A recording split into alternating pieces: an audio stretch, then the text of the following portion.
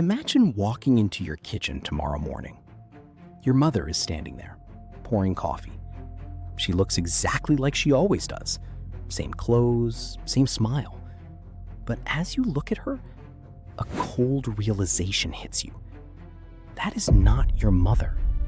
It is a perfect duplicate, an actress sent to replace her. You are terrified, but you are not dreaming, and you are not crazy.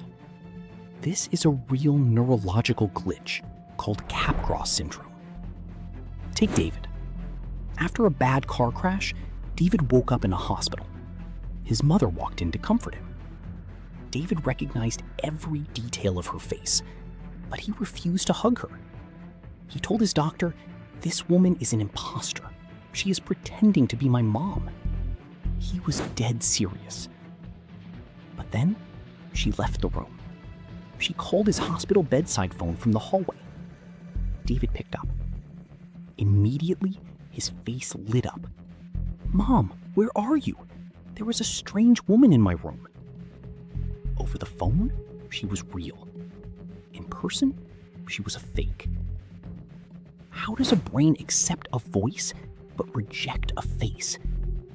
What is the brain actually doing when it looks at someone we love? To understand that, we have to look at a broken wire. For decades, doctors thought Capgras was a psychological defense mechanism. They thought patients were just projecting hidden hatred onto an imaginary clone. But then, scientists looked inside the brain. What they found was a physical glitch, a broken connection. When you look at a face, your brain does two things at the exact same time. First, the visual part of your brain analyzes the features. Big eyes, thin lips, small nose. It matches these details against a folder in your memory. It tells you, yes, that is your spouse. But your brain doesn't stop there. Simultaneously, that image is sent down a neural highway to your amygdala. This is your brain's emotional center. It handles the warmth, the comfort, and the history you share with that person. It triggers a tiny, unconscious hit of emotion. In a healthy brain, these two systems shake hands. You see your partner, you feel the warmth, and your reality aligns. In a Capgras patient, the visual folder works perfectly. They know exactly who you look like. But the highway to the emotional center is physically severed. Neurologist V.S. Ramachandran decided to test this using a skin conductance test. It is essentially a lie detector. When you see a random stranger on the street, your skin stays dry. You feel nothing. But when you see your mother, your nervous system spikes. Your palms sweat a microscopic amount.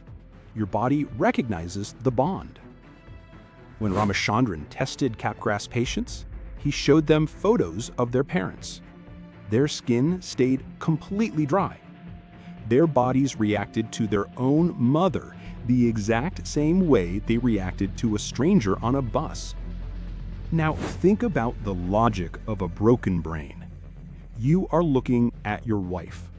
Your eyes tell you it is her, but your chest feels absolutely cold, zero emotion.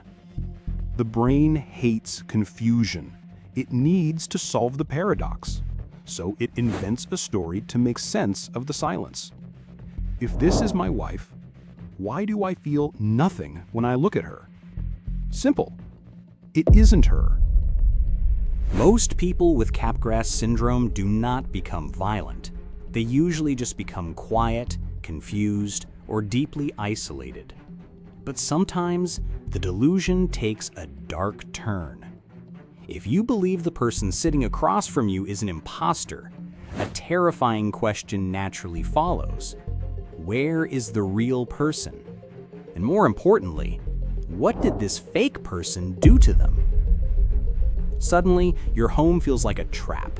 The person cooking your dinner is no longer a loved one. They are a stranger with an unknown motive.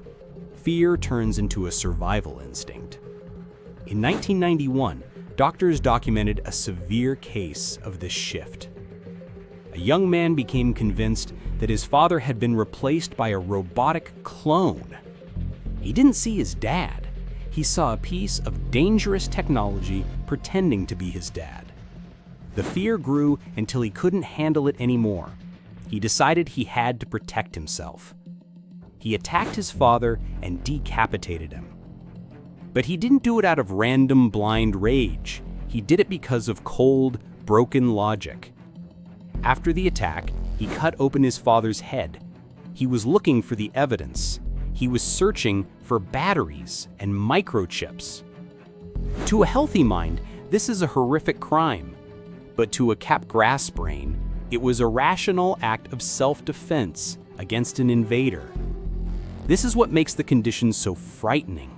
The logic remains perfectly intact. It is just built on a broken premise. If you woke up tomorrow completely convinced that a stranger was sleeping in your partner's bed, how long would you stay calm? What would you do to survive? And the delusion doesn't always stop with other people. Sometimes the imposter follows you into the bathroom. The mind is a master mapper.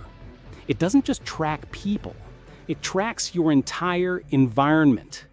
When that emotional wire breaks, the glitch can spread like ink in water. It stops being about a person. It becomes about everything. Doctors call this spatial Capgras. It is the belief that an entire location has been replaced. A French woman studied by clinicians. She walked into her own apartment. She recognized her sofa. She recognized the paintings on her wall. But it felt entirely wrong. She became convinced that a secret organization had built an exact brick-by-brick replica of her home. She believed her real apartment was hidden somewhere else. Soon, her dog became a fake dog, a duplicate decoy. Then she walked into the bathroom. She looked into the glass. She saw a woman looking back at her. But the brain's recognition loop failed again. She felt zero emotional connection to the image. She didn't see her own reflection. She saw an identical stranger. She became convinced it was an evil twin sister, someone trying to steal her life. Think about that level of isolation. If you do not trust your spouse, you can leave the room. If you do not trust your house, you can walk down the street. But what do you do when you cannot trust your own face? When the delusion turns inward, there is nowhere left to hide. You are locked in a house of mirrors, which leaves one final, unsettling truth. How do we actually fix a broken connection like this? We like to think that love is a spiritual choice. We believe our loyalty to our family is unshakable, but Capgras proves something deeply unsettling. Love is entirely biological. It depends on a microscopic electrical spark traveling down a single neural pathway. If that wire snaps, the love vanishes instantly. The shared history doesn't matter. The decades of memories don't matter. So how do doctors fix a broken brain? There is no simple surgery to repair that specific wire. Instead, clinicians have to use a workaround. They use antipsychotic medications to calm the brain's paranoia, combined with cognitive therapy. They teach the patient's brain to cheat the system. Since the visual highway is broken, therapists tell the patient to close their eyes when a loved one enters the room. They train them to rely entirely on sound. Remember David? When he heard his mother's voice on the phone, the delusion vanished. By closing their eyes and listening to the voice, patients can bypass the broken visual loop. The warmth returns. The imposter disappears, at least for a moment. But it is a fragile fix. Capgras is a reminder that your reality is just a fragile simulation. Everything you experience, the people you trust, the home you live in, your own reflection, is entirely at the mercy of your brain chemistry. If a tiny cluster of neurons misfires tonight while you sleep, your world will break.